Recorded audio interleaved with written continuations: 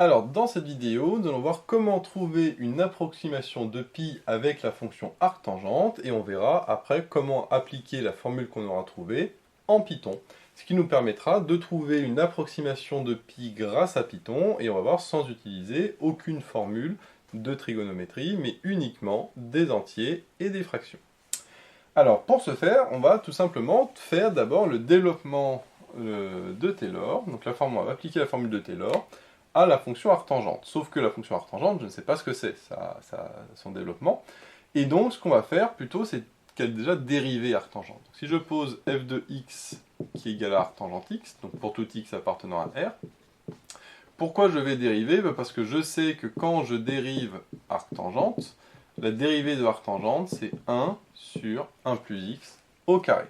Et ça, c'est très intéressant, parce que arctangente, c'est une fonction trigonométrique, la réciproque de la fonction tangente, alors que 1 sur 1 plus x carré, c'est l'inverse d'un polynôme. Et donc, alors on me dit, bah oui, mais j'ai pas un polynôme, j'ai l'inverse d'un polynôme. Oui, sauf qu'on a quelque chose du style 1 sur 1 plus u, et je sais que 1 sur 1 plus u est égal à 1 moins u plus u carré, moins u puissance 3 plus u puissance 4, etc., etc. C'est-à-dire, c'est la somme de k égale 0 à plus l'infini. Alors, comme on voit qu'on alterne plus moins, plus moins, plus moins, on voit que ça va être du moins 1 puissance k, et fois u à la puissance k. Alors, vérifions que c'est bon. Pour k égale 0, ça fait moins 1 puissance 0, ça fait 1 fois 1, donc ça fait bien 1. Pour k égale 1, ça fait moins 1 puissance 1 fois u puissance 1, ça fait moins u, c'est bon, etc., etc. Donc là, je vais pouvoir appliquer cette formule, mais attention, ici, avec le u qui est égal à x carré, parce que c'est pour ça que j'ai mis u, et non pas x, puisque ici j'ai 1 plus x carré.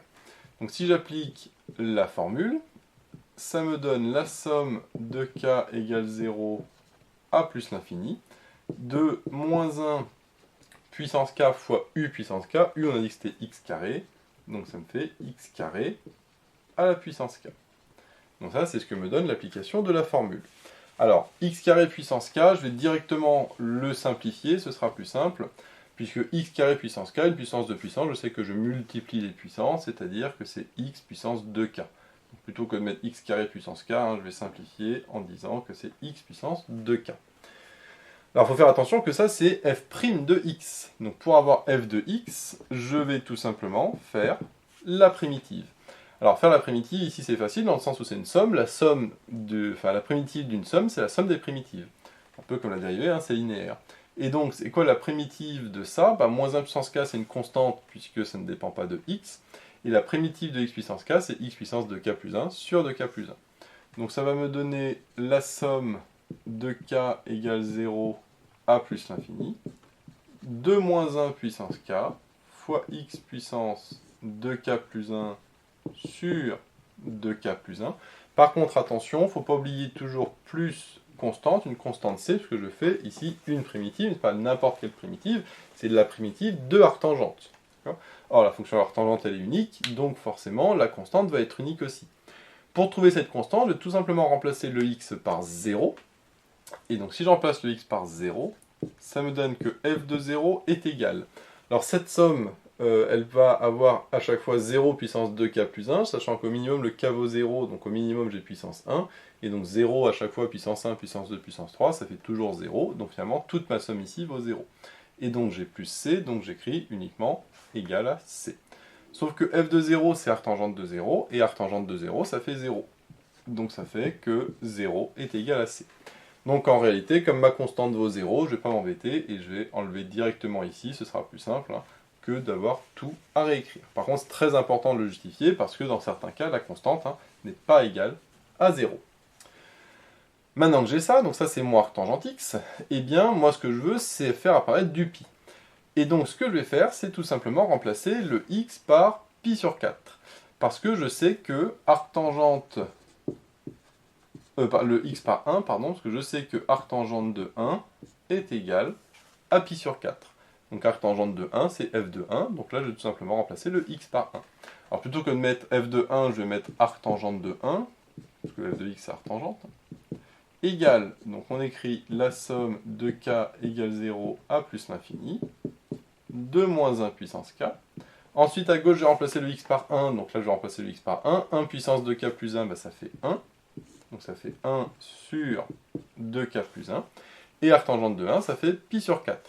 Donc ça me fait que pi sur 4 est égal à cette somme. Alors du coup, je vais faire directement. Hein, comme pi sur 4 est égal à la somme de k égale 0 à plus l'infini de moins 1 puissance k fois 1 sur 2k plus 1. Si je multiplie par 4, là, le sur 4 il disparaît, et donc j'ai pi qui est égal à 4 fois la somme des moins 1 puissance k fois 1 sur 2k plus 1. Et c'est là que c'est assez extraordinaire, c'est que j'ai pi, qui est la fameuse constante que l'on connaît tous, hein, du cercle, donc périmètre du cercle, etc., mais qui, ici, à droite, ne fait intervenir que 4, qui est un entier, moins 1 puissance k, qui vaut soit 1 moins 1, qui est un entier aussi, le 1, c'est un entier, et 2k plus 1, c'est aussi un entier. Bon, là, j'ai une fraction, certes, mais à aucun moment, je n'ai cette notion de trigonométrie. C'est-à-dire que j'ai uniquement pas un polynôme, mais une somme de fractions, et bien cette somme de fractions va être égale à pi. C'est assez extraordinaire de retomber sur pi, alors que là, rien n'indique, si on calcule cette somme, qu'on retombe sur pi, mais eh bien, ça va être le cas. Alors, avant de passer à la partie Python, on va juste développer cette somme pour voir qu'est-ce qu'elle vaut. Et puis comme ça, vous pourrez aussi la calculer à la main si ça vous intéresse. Donc finalement, on peut dire que pi est égal à 4 fois la somme. Alors, du coup, on va faire pour k égale 0, k égale 1, etc. Pour k égale 0, donc ça fait 1. Là, ici, ça fait 2 fois 0 plus 1, ça fait 1. Donc finalement, ici, ça me donne 1. Ensuite, je sais donc qu'avec moins 1 puissance k, ça va alterner. Donc là, j'aurai 1 moins quelque chose, plus quelque chose, moins quelque chose, plus quelque chose, moins quelque chose, etc., etc. Donc là, on a fait pour k égale 0. Maintenant, pour k égale 1, là, le moins 1 puissance k, je l'oublie. Hein, je regarde juste qui est là, parce que j'ai déjà fait le moins 1 puissance k. Pour k égale 1, ça fait 2 fois 1 plus 1, ça fait 3. Donc là, je sais que j'aurai un tiers. Pour k égale 2, là, ça fait 4 plus 1, ça fait 5. Donc là, ça va me donner 1 cinquième. Pour k égale 3, 2 fois 3, 6 plus 1, 7. Donc 1 septième. Alors, bien évidemment, là, on voit tout de suite le principe. Hein. 1 sur 3, 1 sur 5, 1 sur 7. Donc après, on aura 1 sur 9 et 1 sur 11.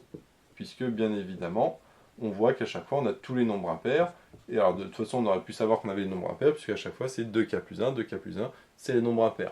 Donc là, le 1 sous-entendu, c'est 1 sur 1, hein, bien évidemment. Et donc, on voit le principe.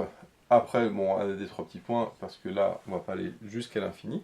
Mais grosso modo, on voit que, finalement, j'ai la somme alternée des inverses des nombres impairs, que je multiplie par 4, et là, tout ça me donne pi. C'est assez extraordinaire, mais on arrive sur pi. Et donc je vous invite à faire le calcul déjà à la calculatrice pour voir quand je fais 1 moins 1 tiers plus 1 cinquième moins 1 septième, etc. par exemple jusqu'à 11 et qu'après je multiplie tout ça par 4, est-ce que ça me donne une bonne approximation de pi ou pas? Et nous après, on va le faire justement en Python et on va voir en Python justement il faut combien d'étapes pour arriver à pi. Parce que si au bout de par exemple de 300 étapes je suis à 2,4, là je serai quand même très éloigné de pi, hein, d'accord? Donc c'est pas forcément très intéressant. Si je vois qu'il me faut 1 milliard par exemple d'étapes pour arriver à une bonne valeur, une bonne approximation de pi, c'est pas beaucoup d'intérêt, d'accord? Donc justement on va voir ce qu'on appelle la rapidité de convergence de cette série, parce que finalement c'est une série, hein, une somme, de cette somme infinie. Donc on va voir la rapidité de cette convergence de cette somme vers pi. Donc pour faire l'approximation de pi en Python, on va voir que c'est très simple. On va tout d'abord faire from math import étoile. On va faire la somme, une variable somme qui correspondra à la somme qu'on a vue juste avant, qui au début commence à 0, parce que j'ai pas encore fait ma somme. Et ensuite, comme la variable muette de la somme c'était k, on va mettre for k in range. Alors pour l'instant, j'ai mis de 0 à 10. On verra après, on changera justement le 10 pour voir la rapidité de convergence de cette somme vers pi. Et donc, ensuite, on va faire somme égale somme, c'est-à-dire l'ancienne variable somme, plus on a vu que c'était à chaque fois moins 1 puissance k sur 2k plus 1. Donc je mets tout simplement plus moins 1 puissance k divisé par 2k plus 1, et bien sûr je mets plus parce qu'on a vu que c'était une somme. Donc à chaque fois c'est le terme d'avant plus le nouveau terme, et ce moins 1 puissance k sur 2k plus 1 correspond au nouveau terme. Alors attention, ce qu'on avait vu juste avant, c'est que pi n'est pas égal à cette somme, elle est égale à 4 fois cette somme. Donc quand je vais faire print, il faut que je fasse print. Alors j'ai mis l'approximation de pi n, donc ça c'est du texte, pour savoir qu'est-ce que je vais afficher. Et ici, j'ai écrit 4 fois somme parce qu'on a vu, hein, comme je viens de dire, que pi, c'était égal à 4 fois ma fameuse somme. Alors ensuite, pour comparer à la vraie valeur de pi, ben, je vais faire la même chose, sauf que je vais mettre print la vraie valeur de pi, et là, je vais mettre pi égale pour dire que j'affiche le vraie valeur de pi avec toutes ces décimales. Donc on va déjà lancer avec ici 0 à 10, voir ce que ça donne. Donc là, il écrit bien l'approximation de pi est, et donc là, il donne l'approximation de pi par la formule, donc 3,04, alors que la vraie valeur de pi, c'est 3,14, etc. Donc là, on voit qu'on est bien à 3, mais par contre, la première décimale, donc le 1, n'est pas bon, parce que là, j'ai 0. Donc on voit qu'avec 10 termes, j'arrive, en réalité, même pas à avoir une décimale. Donc voyons ce que ça donne avec 100 termes. Donc avec 100 termes, on voit là, par contre, que la première décimale est bonne, c'est 3,1. Par contre, j'ai pas la deuxième décimale, parce que la vraie valeur c'est 3,14, alors que là j'ai 3,13, 15, etc. Donc on voit qu'avec 100 termes, eh bien je n'ai qu'une décimale, j'ai pas la deuxième. Donc on va voir ce que ça donne avec 1000. Donc là on voit que cette fois-ci j'ai bien la deuxième décimale, hein, 3,14. Par contre je veux pas la troisième, parce que la troisième c'est 0, alors que la vraie troisième décimale c'est 1. Donc là, ce qu'on voit à peu près, c'est que à chaque fois que je multiplie par 10 le nombre de termes, eh bien, je rajoute une décimale, ce qui est pas terrible en termes de rapidité de convergence, puisque c'est-à-dire que si je veux une décimale de plus, il faut que je fasse 10 fois plus de termes, sauf que passer de 10 à 100 et puis après à 1000, eh ben, c'est pas, on rajoute pas le même nombre de termes, hein, c'est carrément faire fois 10, ce qui est assez énorme.